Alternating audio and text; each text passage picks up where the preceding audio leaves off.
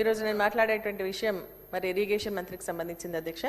మరి మా జిల్లాకు సంబంధించి సింగూర్ గన్పూర్ ఆనకట్ట కింద ఉన్న రైతులకు మరి వారి పంటలు కాపాడుకునే విధంగా మరి సింగూర్ నీటిని విడుదల చేయాలని చెప్పేసి నేను మాట్లాడడం జరుగుతోంది అధ్యక్ష.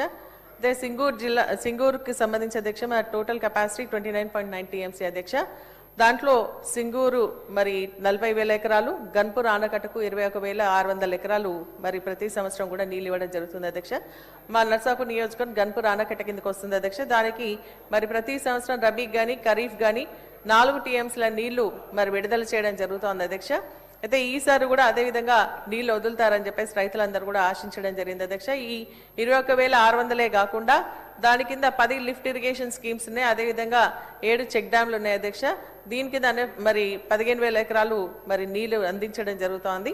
అంతేకాకుండా అన్అఫిషియల్ గా మోటార్లు పెట్టుకోవడం వల్ల ఇంకొక 20,000 ఎకరాలు, అంటే టోటల్ గా సింగూరు నుంచి గన్పూర్ ఆనకట్టకు దాదాపు 70 కిలోమీటర్లకు సంబంధించి 1,00,000 ఎకరాలకు నీరు అందించేటువంటి కార్యక్రమం ప్రతి సంవత్సరం కూడా జరుగుతోంది అధ్యక్ష.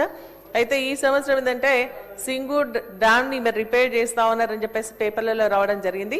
దాన్ని చూసుకొని రైతులందరూ కూడా మాకు నీళ్లు వస్తుందా లేదా అని చెప్పేసి మరి మమ్మల్ని అడిగితే మేము కూడా కలెక్టర్ గారికి అనేక సార్లు మరి ఫోన్లో మాట్లాడితే మాకు ప్రభుత్వం నుంచి ఎటువంటి ఆదేశాలు రాలేదు అని చెప్పేసి చెప్పడం జరిగింది.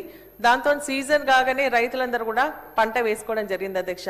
పంట వేసుకున్న తర్వాత రైతులు మళ్ళీ collector irrigation board advisory meeting పెట్టి క్రాప్ హాలిడేని డిక్లేర్ చేయడం జరిగింది అధ్యక్ష. మేము అదే అడిగినాం, మిమ్మల్ని 10 సార్లు మేము అడుగుతా ఉంటే మాకు ప్రభుత్వం నుంచి ఎటువంటి ఆదేశం రాలేదన్నారు.